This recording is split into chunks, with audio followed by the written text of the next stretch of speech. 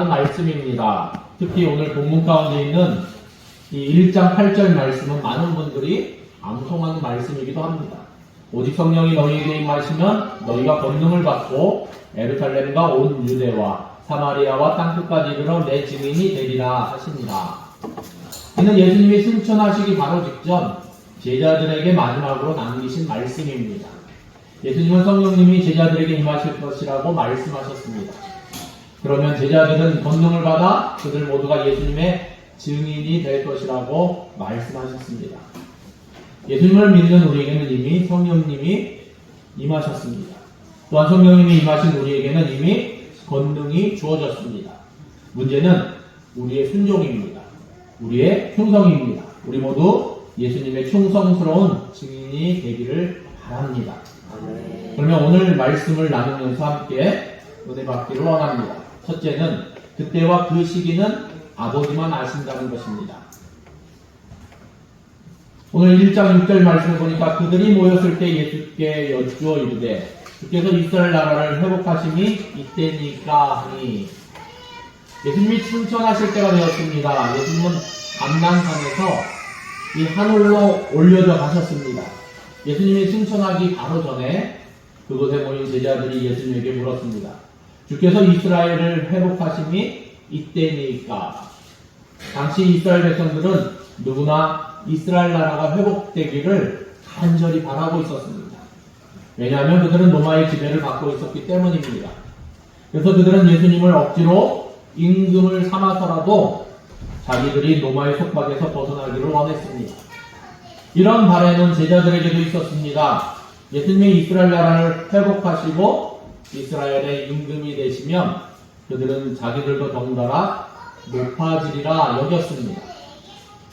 그 때문에 그들 사이에 누가 크냐 하는 다툼까지도 발생했었습니다. 더군다나 야고보와 요한은 그들의 어머니를 모시고 와서 예수님 앞에 인사청탁까지 했었습니다. 그들은 예수님이 이스라엘 나라를 회복하실 것이라고 믿었던 것입니다.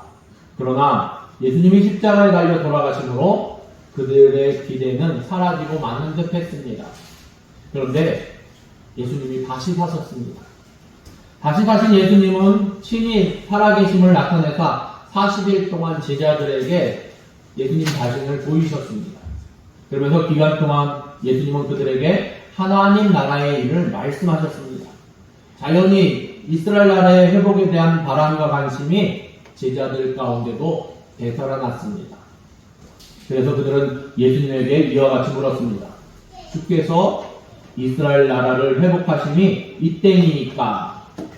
제자들은 곧 이스라엘 나라가 회복되기를 바랐던 것입니다. 그런데 여기서 이 이스라엘 나라, 그 나라 앞에 우리가 읽진 않았지만 언급된 하나님의 나라를 말하는 것으로 볼 수 있다는 성경학자들의 견해도 있습니다. 예수님께서 공생의 기간 내에 선포하셨던 하나님의 나라, 그리고 부활하신 후 40일 동안 내내 가르쳤던 그 하나님의 나라로 볼 수 있다는 것입니다. 그래서 하나님의 통치가 이루어지고 구원의 복음이 완성되는 순간 바로 이때입니까? 하는 질문을 제자들이 했다는 것입니다. 전통적인 해석은 제자들이 정치적인 의도를 가지고 이스라엘 나라가 회복하는 것입니까? 하는 질문을 했다면 보다 더 예수님의 가르침 가운데 이 제자들이 그 가르침에 근거한 성숙한 질문으로 예수님이 가르쳐주신 그 하나님의 나라가 제자들에게는 이스라엘 나라와 하나님의 나라가 같은 나라로 여겨져서 바로 회복하심이 이때니까 라고 질문했다는 성경학자들의 주장도 있습니다. 하여간 7절 말씀에 보니까 예수님은 이렇게 답변하셨습니다. 이르시되 때와 시기는 아버지께서 자기의 권한에 두셨으니 너희가 알 바 아니오. 예수님의 말씀의 요지는 간단합니다. 분명 이스라엘 나라가 회복될 때가 반드시 옵니다. 그러나 그 이유는 그의 나라의 회복은 이스라엘 안에서만 이루어지면 안 됩니다. 왜 그렇습니까? 예수님이 십자가에 달려서 돌아가시고 부활하신 목적은 모든 민족과 나라들에게 이 복음이 전해져야 하기 때문입니다. 이것이 예수님께서 십자가에 달리시고 이 죽으셨다가 부활하신 목적이기도 하기 때문입니다. 또한 그때를 알려고 관심을 기울이는 것은 올바른 태도가 아닙니다. 왜냐하면 그때와 그 시기는 하나님이 자기의 권한에 주셨기 때문입니다. 예수님은 마가복음 13장 32절에서도 같은 취지의 말씀을 하셨습니다. 그러나 그날과 그때는 아무도 모르나니 하늘에 있는 천사들도 아들도 모르고 아버지만 아시느니라. 예수님이 다시 오실 날과 때는 하나님이 자기 권한에 두셨다는 것입니다. 하나님이 때와 시기를 우리에게 감추신 이유가 있습니다. 복음이 땅끝까지 이르러야 되는 이유도 있지만 그때가 언제인지 알지 못해 항상 주의하며 끼어 있을 것이기 때문입니다. 성경은 성도들에게 경각심을 일깨워주기 위해서 예수님이 예기치 않을 때 도둑과 같이 이르실 것을 말씀하고 있습니다. 사랑하는 성도 여러분, 때와 시기는 우리가 알 바가 아닙니다. 때와 시기에 관심을 두지 마시기 바랍니다. 이는 하나님의 권한에 속한 것이며 우리에게는 감추어진 일이기 때문입니다. 그러므로 때와 시기를 억지로 추정하는 것은 잘못된 태도입니다. 제가 예전에 시험 공부를 하다가 시험 공부를 해야 되는데 시험 공부하는 중에 성경 한 구절, 요한계시록 2장에 있는 한 구절 가지고 고민에 빠져서 이게 맞나 저게 맞나 고민이 한 적이 있습니다. 그 한 구절 안에 이 천년 왕국에 대한 말씀이 있기 때문입니다. 그래서 그 한 구절 안에 두 가지 크게는 장로교에서 주장하는 그러한 신학적인 배경이 있었는데 첫째는 이 무철연설 그리고 다른 것은 역사적 전철연설이었습니다. 근데 어떻게 한 구절 안에서 이렇게 다른 주장을 하고 서로 상반되는 부분들이 있는데 주장을 할까 하고 계속해서 그 성경 구절 한 구절 원어로 써져 있는 성경 구절을 사전을 찾아가면서 보고 뭐가 잘못됐나 뭐가 이상한가 어느 것이 맞나 결국에는 시험 공부를 못했습니다. 성경은 이해가 안 될 때 그냥 넘어가는 것이 어떻게 보면 합당합니다. 하나님의 일을 인간의 지혜로 깨닫지 못하는 부분도 존재하기 때문입니다. 저처럼 뭔가 해야 되는데 하지 못하고 시험 망치지 마시고 잘못하면 우리 인생을 망치게 됩니다. 그래서 그때가 언제인가 그때에 대해서 잘 얘기하는 곳은 이단들이 많이 이야기를 합니다. 이때가 이때야 하면서 종말이 온다고 얘기를 합니다. 그러나 그것은 잘못된 견해입니다. 분명히 예수님은 다시 오십니다. 단지 우리는 그때가 언제인지 알지 못합니다. 예수님은 호련히 다시 오십니다. 그러므로 늘 주의하고 깨어 있으시기 바랍니다. 어느 때 예수님이 다시 오시더라도 착하고 충성된 증인의 모습을 보이는 우리 모두가 되기를 예수님의 이름으로 축원합니다. 둘째로 이제 오직 감당할 사명이 있다는 것입니다. 8절 말씀해 보니까 오직 성령이 너희에게 임하시면 너희가 권능을 받고 예루살렘과 온 유대와 사마리아와 땅끝까지 이르러 내 증인이 되리라 하시니라. 제자들은 이때에 관심이 있었습니다. 예수님은 그들의 관심이 잘못되었음을 지적하셨습니다. 그런 후에 이제 예수님은 그들의 관심을 올바른 방향으로 옮기셨습니다. 그들이 관심을 가져야 할 것은 오직 그들이 해야 할 사명이 있음을 일깨워 주신 것입니다. 그들이 해야 할 사명은 예수님의 증인이 되는 것이었습니다. 그런데 그 이전에 그들에게 필요한 사항이 있었습니다. 그들은 다시 사신 예수님을 보았습니다. 또한 그들은 하나님 나라의 일을 예수님께 들었습니다. 따라서 그들은 즉시 나가서 예수님의 증인이 되고자 했을 것입니다. 그러나 그들도 자신들의 힘으로 되지 않는다는 것을 알고 있었습니다. 예수님이 잡히시던 밤 그들은 주의 주님과 함께 죽을지언정 주님을 버리거나 부인하지 않는다고 당당하게 말했습니다. 그러나 예수님이 잡히실 때 그들은 다 예수님을 버리고 또한 부인했습니다. 이와 같이 그들의 힘으로는 예수님의 증인이 될 수 없습니다. 그러기에 요한복음 16장 7절 말씀과 같이 예수님은 자신이 떠난 후에 제자들에게 보혜사를 보내주시겠다고 말씀하셨습니다. 이 보혜사는 제자들로 하여금 예수님이 증인이 되도록 도우실 것입니다. 사도행전 1장 4절 말씀입니다. 사도와 함께 모이사 그들에게 분부하여 이르시되 예루살렘을 떠나지 말고 내게서 들은 바 아버지께서 약속하신 것을 기다리라. 이때 예수님이 말씀하신 바 하나님이 약속하신 것이란 무엇을 가리키는 것입니까? 5절 말씀에 보면 요한은 물로 세례를 베풀었으나 너희는 몇 날이 못되어 성령으로 세례를 받으리라 하셨느니라. 그러니까 하나님이 약속한 것이란 제자들이 성령으로 세례를 받는 것, 곧 보혜사 성령님이 그들에게 임하시는 것을 가르치는 것입니다. 오늘 본문에서도 예수님은 같은 말씀을 하셨습니다. 오직 성령이 너희에게 임하시면 제자들은 성령이 그들에게 임하시기를 기다려야만 했습니다. 너희가 권능을 받고 성령이 그들에게 임하실 때 그들에게 권능이 주어질 것입니다. 예수님이 말씀하신 대로 제자들은 몇 날이 못되어 성령님으로 세례를 받았습니다. 예수님이 승천하신 후 10일째 되는 날이었습니다. 오순절을 맞이해서 보혜사 성령님이 제자들에게 임하셨습니다. 그와 함께 제자들은 권능을 받았습니다. 그들은 담대해졌습니다. 예수님이 잡히실 때 그들은 다 예수님을 버리고 도망했습니다. 그러나 사도행전 4장 20절 말씀과 같이 이제 그들은 공회 앞에서도 자기들이 보고 들은 것을 당당하게 말하지 아니할 수 없다고 밝혔습니다. 그들은 예수님의 충성스러운 증인이 된 것입니다. 그들은 예수님의 증인이 되어 먼저 예루살렘에서 복음을 전파했습니다. 여러분, 예루살렘은 어떤 곳입니까? 예수님을 십자가에 못 박은 곳입니다. 어떻게 보면 원수의 도시입니다.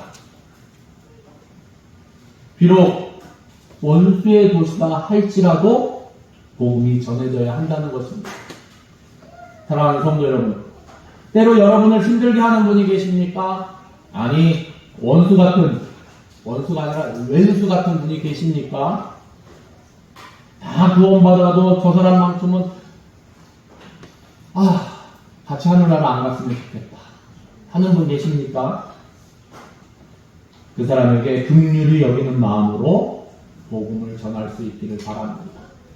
그분이 우리의 예루살렘이 될 수 있습니다. 제자들은 예루살렘에 복음을 전파했습니다. 그런 후에 그들은 온 유대에 복음을 전파했습니다. 유대는 자기 동족을 의미합니다. 가까운 사람들, 가족, 형제들에게 먼저 복음을 전해야만 합니다. 그것이 다 끝나자 그들은 사마리아로 가서 복음을 전했습니다. 사마리아는 어떤 곳입니까? 가깝지만 친하지 않은 곳입니다. 우리나라는 가깝지만 친하지 않은 그런 나라에 둘러싸여져 있습니다. 그렇지만 복음을 전했습니다. 그런 후에는 땅끝인 로마까지 가서 그들은 복음을 전했습니다. 영어 성경에 보면 이 땅끝을 표현하기를 the ends of the earth라고 표현되어 있습니다. 근데 이 지구 끝 그렇게 되어 있는데 끝들 복수로 되어 있습니다. ends 해갖고 그러니까 한 곳을 의미하는 것이 아닙니다. 불특정한 곳 여러 곳을 의미합니다. 제자들은 성령의 권능을 받고 여러 지역으로 여러 나라로 여러 민족이 사는 곳으로 가서 복음을 전파했습니다. 이 모든 일이 불과 몇십 년 안에 다 이루어졌습니다. 성령님이 그들에게 임하시자 그들은 권능을 받았습니다. 그러자 그들은 예수님의 충성스러운 증인이 되어서 예루살렘과 온 유대와 사마리아와 땅끝까지 이르러 입을 열어 복음을 전파했습니다. 물론 많은 박해가 있었습니다. 예수님의 증인이 되어 복음을 전파하는 중 많은 이들이 죽음을 당했습니다. 순교한 것입니다. 그래서 헬라어로 증인을 뜻하는 단어인 이 마르투르에서 영어의 순교자를 뜻하는 단어 이 마터 이 단어가 나왔습니다.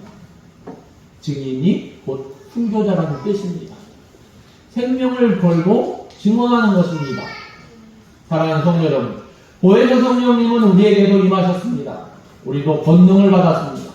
그러므로 우리 모두는 예수님의 증인이 되었습니다. 문제는 증인의 사명을 착하고 충성되게 감당하느냐 아니면 그렇지 못하느냐 하는 것입니다.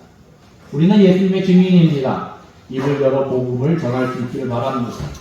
우리가 성령님을 근심시키지 아니하는 한 성령님께서는 우리 안에 역사하시고 계십니다.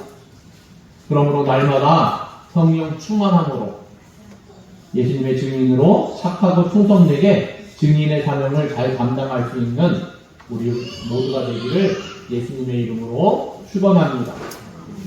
마지막으로 제자들에게 부여된 동기입니다. 예수님은 제자들에게 때에 관심을 두지 말고 예수님의 증인으로 사는 것을 거기에 충실할 것을 말씀하셨습니다. 오늘 말씀 속에 제자들에게 부여된 동기를 밝히고 있습니다. 무슨 일이든 동기가 있으면 그 일을 더욱 성실히 행할 수 있기 때문입니다. 9절 말씀에 보니까 이 말씀을 마치시고 그들이 보는데 올려져 가시니 구름이 그를 가리어 보이지 않게 하더라. 이 말씀을 마치시고 앞절에는 예수님은 제자들에게 증인이 되는 일에 충실할 것을 말씀하셨습니다. 이는 예수님이 이 땅에서 마지막으로 남기신 말씀이었습니다. 따라서 우리가 예수님의 충성스러운 증인이 되면 우리는 예수님의 유언을 지키는 것입니다. 그들이 보는 데도 올려져 가시니 제자들이 지켜보고 가는데 예수님의 몸이 둥둥 떠서 하늘로 올려져 갔다고 말씀하고 있습니다. 그들은 한 번도 그런 신비로운 광경을 본 적이 없습니다. 따라서 모두가 황홀한 듯 그 광경을 바라보고 있었을 것입니다. 구름이 그를 가리어 보이지 않게 하더라. 시편 104편 3절 말씀과 같이 하나님은 구름으로 자기 수레를 삼으십니다. 다시 말해 하나님은 구름을 타고 다니신다고 성경은 말씀하고 있는데 예수님은 하나님이십니다. 그러므로 이때 예수님은 구름을 타시고 하늘로 올려져 가신 것입니다. 이제 곧 하늘에서 천사들이 예수님을 영접할 것입니다. 천군 천사들이 지켜보는 가운데 예수님은 하나님 우편에 앉으실 것입니다. 이로써 예수님은 창세전에 하나님과 함께 가졌던 이 영화를 다시금 회복되게 되실 것입니다. 10절 말씀에 보니까 올라가실 때 제자들이 자세히 하늘을 쳐다보고 있는데 흰옷 입은 두 사람이 그들 곁에 서서 말씀하고 있습니다. 예수님이 하늘로 올라가시니까 제자들이 그 광경이 너무나 놀라우니까 하늘을 쳐다보게 되었습니다. 구름 가운데 예수님이 가리어 보이지 않게 됐는데도 계속 쳐다봅니다.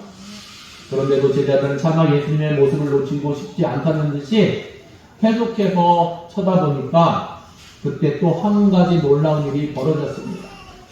제자들은 흰옷 입은 두 사람이 그들 곁에 서 있는 것을 보게 되었습니다. 흰옷 입은 두 사람은 천사를 가리킵니다. 그러니까 예수님은 하늘로 올라가셨고 그와 동시에 두 천사가 하늘에서 내려온 것입니다. 율법에 의하면 두 사람의 증언이 있어야 그 증언은 참될 수 있습니다. 그러기에 이때 두 천사가 흰옷 입은 두 사람의 모습으로 제자들에게 나타난 것입니다. 이제 천사들은 제자들에게 다음과 같은 중요한 증언을 했습니다. 11절 말씀에 보니까 이르되 갈릴리 사람들아 어찌하여 서서 하늘을 쳐다보느냐 너희 가운데서 하늘로 올려주신 이 예수는 하늘로 가심을 본 그대로 오시리라 하였느니라. 당시 갈릴리는 멸시를 받는 곳이었습니다. 제자들은 보잘것없는 갈릴리 사람들이었습니다. 그러나 성령님이 그들에게 임하시니까 그들이 권능을 받았습니다. 그리고 땅끝까지 이르러 예수님의 충성스러운 증인들이 되었습니다. 이어서 두 천사는 제자들에게 물었습니다.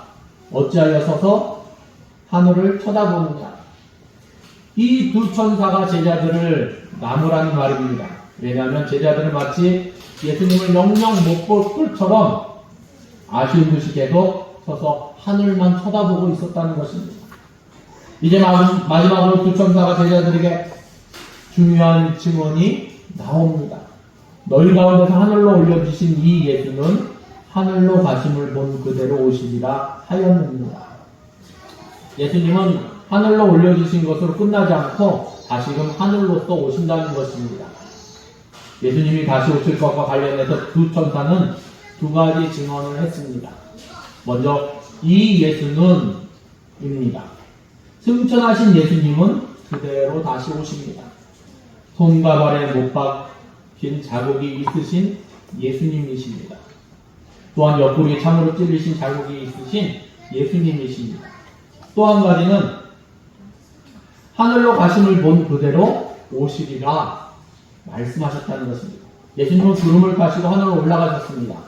마찬가지로 예수님이 다시 오실 때도 구름을 타고 오실 것입니다. 예수님은 하늘로 올라가실 때와 같은 방식으로 다시 오실 것입니다. 두 천사의 증언은 제자들에게 확실한 동기부여가 되었을 것입니다. 요한계시록 22장 12절 말씀입니다. 보라, 내가 속히 오리니 내가 줄 상이 내게 있어 각 사람에게 그가 행한 대로 갚아주리라. 예수님은 다시 오실 때 우리에게 주실 상을 가지고 오신다고 말씀하셨습니다. 사랑하는 성도 여러분, 우리가 예수님의 충성스러운 증인이 되어야 할 동기가 분명합니다. 예수님이 다시 오실 때 우리에게 주실 상이 있기 때문입니다. 우리의 수고가 주 안에서 헛되지 않기 때문에 우리는 예수님의 증인이 되는데 더욱 힘써야 할 것입니다. 사랑하는 성도 여러분, 음식을 구경하는 것과 밥을 먹는 것은 다릅니다. 냄새를 맡는다고 배가 부르신 분 계십니까? 없을 것입니다. 교회에 출석한다고 저절로 구원받는 것도 아닙니다. 입술로 예수님을 주님으로 영접하고 마음으로 예수님의 부활하심을 믿어야 하는 것입니다. 교회에 출석한다고 저절로 능력 있는 증인된 삶을 사는 것도 아닙니다. 성령님을 마음에 영접해야만 합니다. 성령님 안에서 성령님의 임재함 가운데 성령의 권능을 받아야지 증인된 삶을 살아갈 수 있는 것입니다. 십자가가 부끄러워지지 않고 복음을 부끄러워하지 않게 되는 것입니다. 증인된 삶을 살 수 있는 우리 모두가 되기를 바랍니다. 성령의 권능을 받아 땅끝까지, 그 땅끝이 어디인지 우리가 정확히 말할 수는 없지만 내 뒤가 땅끝이라고 말씀하는 분들도 계십니다. 내가 서 있는 바로 뒤,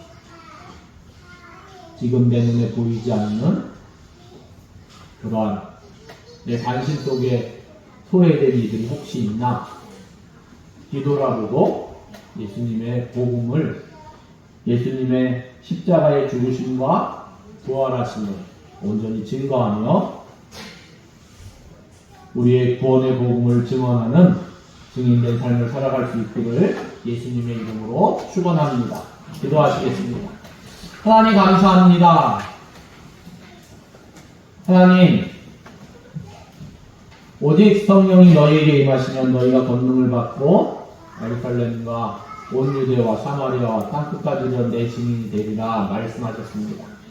하나님, 우리 대명교회 모든 하나님의 사람들은 증인된 삶을 살아가는데 부족함이 없도록 성령 충만함으로 성령의 권능받아 행할 수 있도록 날마다 우리를 다스려 주시고 우리 가운데 임재하여 주시옵소서. 그리하여 하나님을 기쁘시게 하며 하나님을 영화롭게 할 수 있는 흉내만 내는 것이 아니라 이 복음의 본질 가운데 예수님의 생명과 그 능력과 그 사랑과 그 은혜 가운데 온전히